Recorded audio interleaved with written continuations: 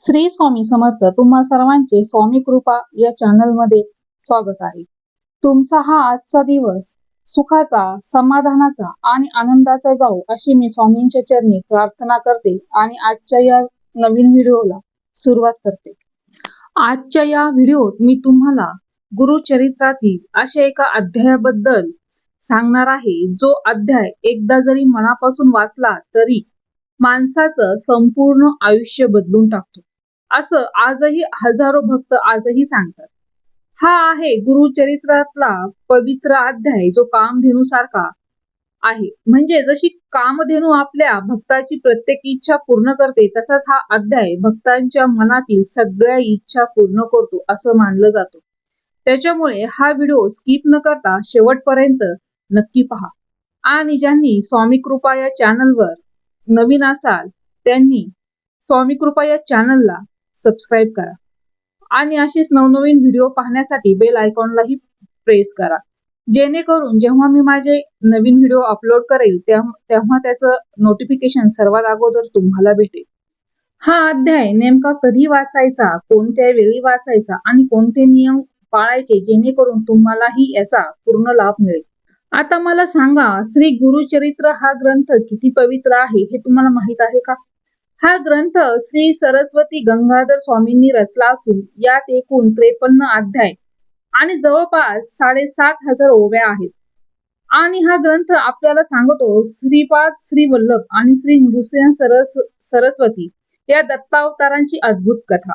असं मानलं जातं की या ग्रंथाचं मनोभावे पारायण केलं की माणसाच्या मनातील सगळ्या इच्छा पूर्ण होतात, धनधान्य मिळतं, संतती सुख मिळतं, आरोग्य लाभतं आणि ज्ञानाची प्राप्ती होते.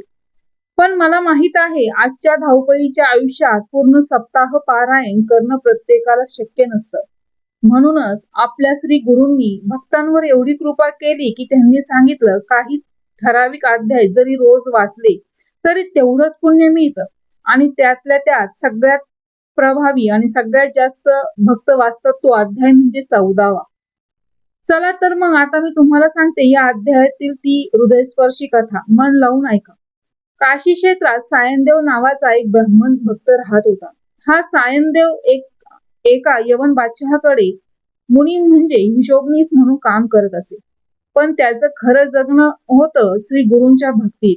तो रोज मनोभावे श्री गुरूंची पूजा करत असे. त्याच्या मनात एकच भाव होता, माझे श्री गुरुच माझे सर्वस्व आहे. आणि मग एके दिवशी अचानक त्याच्या आयुष्यात एक मोठं वादळ आलं. बादशहाच्या खजिन्यात काही घोटाळा झाला आणि संशयाची सुई थेट सायनदेवाकडे वळाली. बादशहा प्रचंड संतापला. त्याने सायनदेवाला पकडून तुरुंगात टाकलं आणि त्याचा भयंकर छळ सुरू केला. कल्पना करा का त्या क्षणाची, ज्या माणसाने आयुष्यभर प्रामाणिकपणे सेवा केली आणि त्याच्यावर आज जीव जाण्याची वेळ आली होती. चारही बाजूनी अंधार होता, कुणीही मदतीला येत नव्हतं. अशा त्या भयंक्षणी सायनदेवाने काय केलं माहित आहे का? त्याने कुणाकडे तक्रार केली नाही, कुणाला दोष दिला नाही. त्याने फक्त डोळे मिटले आणि मनोमन आपल्या श्री गुरूंचा धावा सुरू केला. त्याने पूर्ण विश्वासाने आपला सगळा भार श्री गुरूंच्या चरणी सोडून दिला. आणि मंडळी, इथेच तो चमत्कार घडला. ज्या बादशहाचा राग शमण्याची शक्यताच नव्हती, त्याचं मन अचानक पालटलं. ज्या संकटातून सुटका अशक्य वाटत होती, त्यातून सायनदेवाची पूर्णपणे निर्दोष मुक्तता झाली. आणि इतकंच नाही तर बादशहाने त्याला आधीपेक्षाही मोठा मान आणि उच्चपद बहाल केलं. विचार करा, जिथे मरणाची भीती होती तिथे सन्मान मिळाला. हा आहे गुरूंच्या कृपेचा खरा प्रताप. आणि पुढे जेव्हा कृतज्ञतेने भरलेला हा सायनदेव श्री गुरूंच्या चरणी नतमस्तक झाला, तेव्हा श्री गुरूंनी त्याला जवळ घेत आशीर्वाद दिला. ते म्हणाले, तू आणि तुझा संपूर्ण वंश माझा कायमचा भक्त राहील आणि माझी कृपा तुझ्यावर सदैव राहील. मंडळी, या कथेचा गाभा काय आहे हे समजून घ्या. जेव्हा एक भक्त आपलं सर्वस्व, आपली सगळी काळजी, आपलं संपूर्ण अस्तित्व श्री गुरुचरणी अर्पण करतो, तिथे निस्सीम श्रद्धेने शरण जातो, तेव्हा अशक्य वाटणारं संकट सुद्धा क्षणार्धात दूर होतं. म्हणूनच या अध्यायाला संकटहरण अध्याय असेही म्हटलं जातं. आता याचबरोबर अध्याय 11वा सुद्धा तितकाच पवित्र आहे आणि महत्वाचा मानला जातो. ज्या भक्तांना पूर्ण सप्ताह पारायण करणं जमत नाही, त्यांच्यासाठी श्री गुरूंनी खूप सोपा मार्ग सांगितला आहे. ते म्हणाले, सुचिरभूत होऊन मनोभावे रोज भक्त हा एकच अध्याय वाचला तरी पारायणा इतकंच पुण्य मिळतं. म्हणूनच अनेक भक्त अध्याय 14वा आणि 11वा हे दोन्ही एकत्र वाचतात. एक संकट निवारणासाठी आणि दुसरं समृद्धी व मनशांतीसाठी. आता मला सांगा, रोज हा अध्याय मनापासून वाचला तर नेमकं काय होतं? हजारो भक्तांच्या अनुभवानुसार आणि आपल्या परंपरेनुसार असं सांगितलं जातं की मन अस्वस्थ असेल तर हळूहळू शांत होतं आणि आतून भीती कमी होते. आर्थिक विवंचना असेल, कर्जाचं ओझं असेल तर सकारात्मक बदल जाणवू लागतात. घरातले वादविवाद, कौटुंबिक कलह हळूहळू शमतात.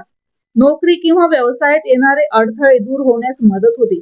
आरोग्याची चिंता असेल तर मनोबळ वाढतं आणि सगळ्यात महत्वाचं म्हणजे आपल्या सद्गुरूंप्रती असलेली श्रद्धा आणखी दृढ होते. पण एक गोष्ट कायम लक्षात ठेवा, हे सगळं श्रद्धेवर आणि नियमित सेवेवर अवलंबून आहे. जेवढं तुमची भक्ती खरी, तेवढी तुमची सेवा नियमित, तेवढं फळ अगदी अधिक गोड मिळतं, असं स्वतः ग्रंथच सांगतो. चला आता मी तुम्हाला सांगते हा अध्याय नेमका कसा वाचायचा. कृपया लक्ष देऊन ऐका आणि सगळ्यात आधी स्नान करून शुचिर्भूत व्हा. शक्य असेल तर पहाटे लवकर उठून वाचणं सगळ्यात उत्तम मानलं जातं. वाचताना पूर्व किंवा उत्तर दिशेला तोंड करून बसा. समोर श्री गुरूंची किंवा दत्तात्रयांची प्रतिमा ठेवा आणि एक एका ज्योतीचा दिवा तेवत ठेवा. या काळात सात्विक आणि शाकाहारी आहार पाळणं गरजेचं आहे. मांसाहार, तंबाखू, मद्य यांपासून पूर्णपणे दूर राहा. शक्य असेल तर ब्रह्मचर्याचे पालन करा आणि वाचनाच्या काळात चामड्याच्या वस्तू वापरणं टाळा. अध्याय सुरू केल्यावर मध्येच थांबू नका. एका बैठकीत तो संपूर्ण वाचून काढा. वाचन झाल्यावर श्री गुरूंची आरती करा आणि साखर आणि दुधाचा नैवेद्य अर्पण करा. सगळ्यात महत्वाचं म्हणजे फक्त शब्द वाचू नका, मनात पूर्ण श्रद्धा आणि एकाग्रता ठेवून भावपूर्ण वाचन करा. कारण भावाशिवाय शब्दांना अर्थ नसतो. इच्छा असेल तर तुम्ही सलग 7 दिवस, 21 दिवस किंवा 40 दिवस, 41 दिवस, 31 दिवस अध्याय वाचण्याचा संकल्प घेऊ शकता. आता मी तुम्हाला अजून एक गोष्ट सांगते, जी ऐकल्यावर तुमचा विश्वास अधिकच घट्ट होईल. आजही असे कित्येक भक्त आहेत जे सांगतात की या अध्यायाचे वाचन सुरू केल्यानंतर काही दिवसातच त्यांच्या आयुष्यात आश्चर्यकारक बदल घडले. कुणाची अडलेली नोकरी अचानक मार्गी लागली. कुणाच्या घरात वर्षानुवर्ष सुरू असलेला वाद अचानक शांत झाला. कुणाच्या मनातील खोल भीती हळूहळू निघून गेली आणि त्या जागी एक विलक्षण शांतता आली. आता हे प्रत्येकाच्या बाबतीत सारख्याच वेगाने घडेल असं नाही, कारण प्रत्येकाची श्रद्धा, प्रत्येकाची सेवा आणि प्रत्येकाचं प्रारब्ध वेगवेगळं असतं. पण एक गोष्ट नक्की आहे, जो मनापासून खऱ्या भावाने श्री गुरूंच्या चरणी शरण जातो त्याला श्री गुरु कधीच रिकाम्या हाताने परत पाठवत नाही. म्हणून मंडळी, आजपासून एक छोटासा संकल्प करा. फक्त 7 दिवस रोज ठराविक वेळी मनात कोणतीही शंका न ठेवता हा अध्याय वाचा आणि बघा तुमच्या मध्ये काय बदल घडतो. आणि हो, जर या 7 दिवसात तुम्हाला जर काही सकारात्मक अनुभव आला, काही बदल जाणवला, तर तो अनुभव मला कमेंट मध्ये नक्की सांगा. कारण तुमचा एक अनुभव कदाचित दुसऱ्या कुणाच्या तरी आयुष्यात नवी आशा जागू शकतो. चला तर मग आजपासूनच सुरुवात करूया. श्री गुरूंच्या चरणी नतमस्तक होऊया आणि म्हणूया, श्री गुरुदेव दत्त, दिगंबरा दिगंबरा, श्रीपाद वल्लभ दिगंबरा. तर मंडळी, आज आपण पाहिलं की गुरुचरित्रातील अध्याय 14वा आणि अध्याय 18वा हे भक्तांसाठी किती मोठा आधार आहे. सायन देवाच्या त्या कथेतून आपल्याला एकच शिकायला मिळतं, कितीही मोठं संकट असो, कितीही अंधार असो, जर आपण पूर्ण श्रद्धेने आपल्या सद्गुरूंच्या चरणी शरण गेलो तर मार्ग नक्की सापडतो. तेव्हा आजपासूनच हा अध्याय रोज मनोभावे वाचायला सुरुवात करा आणि तुमचा अनुभव आम्हाला कमेंट मध्ये नक्की सांगा. मला वाचायला खूप आवडेल तुमचा अनुभव काय आला ते. आजची माहिती तुम्हाला महत्त्वपूर्ण वाटली असेल, उपयुक्त वाटली असेल तर व्हिडिओला एक लाईक द्या आणि हाईप देखील द्या. तर भेटूया अशाच नवीन व्हिडिओ मध्ये. तोपर्यंत श्री स्वामी समर्थ.